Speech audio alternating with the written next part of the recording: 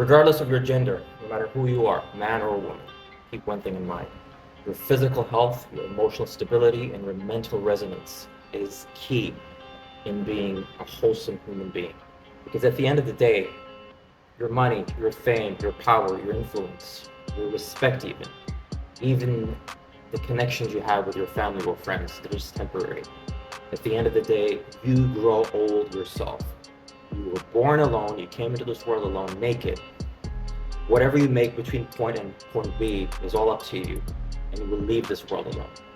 Doesn't matter how much your family loves you, doesn't matter how much your wife loves you, doesn't matter how much your siblings love you, your friends, your business partners, whatever it is. Nobody, and I mean nobody, is jumping into that grave with you. They'll cry for a bit. They'll cry, they'll show their sadness maybe a day or two, a week max. But sooner or later, everybody moves on. You're there alone by yourself. So at the end of the day, nobody, no thing, no one, no specific event, no juncture in your life should define your worthiness, your self-value, and your idea of happiness. You define that yourself, and the way to define it first is taking care of yourself. Building yourself up emotionally, physically, mentally, and financially, so you're not dependent on anybody else's validation. Too much in this world we seek validation from other people. We have this sense of paranoia that we're not worthy enough, that we're not good enough to be who we are. And we lose all sense of who we are. We lose all meaning that defines us. We don't even know what we're supposed to do because we're always constantly seeking validation from other people, from social media, from people in the macro environment. And we completely forget about the micro environment, which is your mental health, your emotional well-being, and your physical strength. Because the last thing you want, absolute last thing you want to do is be old and not having a fulfilling sense of purpose because you wasted your entire life trying to please other people or trying to live by other people's rules or other people's expectations of you. Or worst of all, trying to fulfill that litmus test of validation that you've kind of erratically constructed in your mind. There should be no litmus test for who you are. You define that, not other people. There should be no measuring tool for what your worth and value is. You define that, not other things or other people. Now, whether you believe in God, whether you're a follower of a religion, whether you have a philosophy, whether you have an ideology, whatever you are, at the end of the day, guess what? You have a kidney, you have a heart, you have a mind, you have a soul, you have a liver.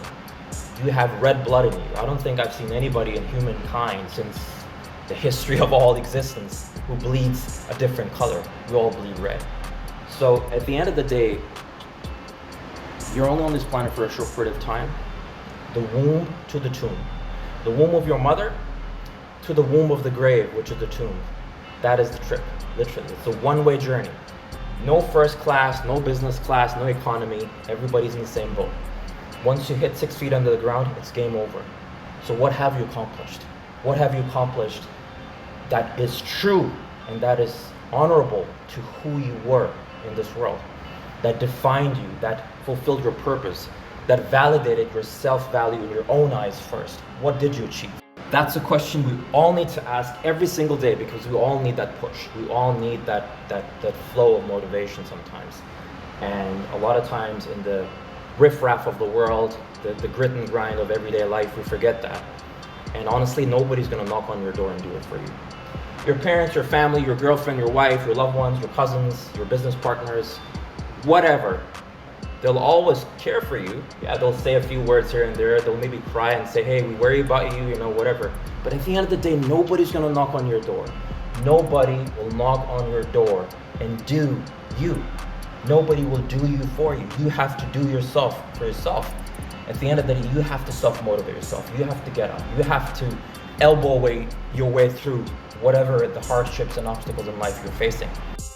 These are just harsh realities of life, and you don't need to be an MBA or a philosophy graduate or somebody living in a big city or a small village.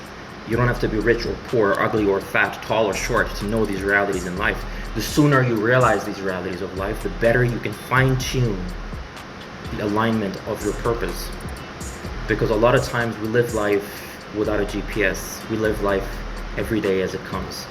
And by the time you know it, 40 years, 50 years have gone by and you have not achieved anything remotely close to what you would be proud of. You haven't achieved anything remotely close to what you would be proud and honored to have your name next to. And I think that's a non-GPS mentality. You should always have some way of determining where you're headed in life, some kind of compass, some kind of guiding force. And I think it should always come internally. It should never be based on what other people tell you, what people expect of you, what the world tells you, what the financial system, the governmental system, the societal system, the communal system expects of you. None of that should interfere with your holistic, wholesome, quintessential nucleus self within you. And at the end of the day, you have to realize that there's going to be people who are going to hurt you in life. There's going to be people who are going to benefit you in your life. There's going to be people who are going to steal from you, who are going to lie to you, who are going to cheat you. There's going to be people who are going to love you, who are going to add value to your life. Whatever the case is, always think of everything happening for a reason and a purpose. And you might not know what that purpose is a year, 2 years, 3 years down the road, but sooner or later you will. And every occurrence, every human being, every instance that happens in your life has a meaning. And you can use that meaning towards a positive approach and positive alignment towards that purpose, or you can just be ignorant. If you look at the biggest civilizations in the world, the Roman civilization, the Greek civilization, the Mayans, the Chinese, every civilization that ever became something started as a single thought in somebody's mind. Think about it. Every great achievement that human beings ever accomplished, whether it's a civilization, it's a technological marvel, whether it's going to the moon, whatever it is, it started as a single thought in somebody's mind, one person's mind first. Then maybe that person shared that with somebody else and then became a collective thought. But initially, everything great that has ever happened to humanity has started as a single thought in somebody's mind. Think about it. So no matter what you go through in life, good or bad, no matter how crazy your idea or your ambitions or your dreams are, never ever doubt them. Never ever doubt them. Because the moment you doubt your dreams, the moment you doubt your ambitions, you've already failed. You've already failed even before you began. Think of all the greatest innovations that first came up. The television, the rocket, penicillin, any kind of advancement human beings have ever done. I'm pretty sure when they came up with the idea, a lot of people laughed at them. They thought, oh, you're just crazy, this would never happen and whatnot, but at the end of the day, they proved them wrong, didn't they? Because they stuck by what they believed in. I believe it was Socrates, the great Greek philosopher, that said, the perfect human being is all human beings put together. And I think that's such a beautiful quote because keep in mind, most of these Greek philosophers or Roman philosophers, they didn't believe too much in religion. Their thoughts were more philosophical, more along the lines of the natural world. But a lot of things that they said are very in tune with human nature. They're very aligned rationally and logically with our innate sense of humanity. And it's very true that the best human being is all human beings put together. And what that tells us is that we're all created by God. We're all put on this planet for a purpose.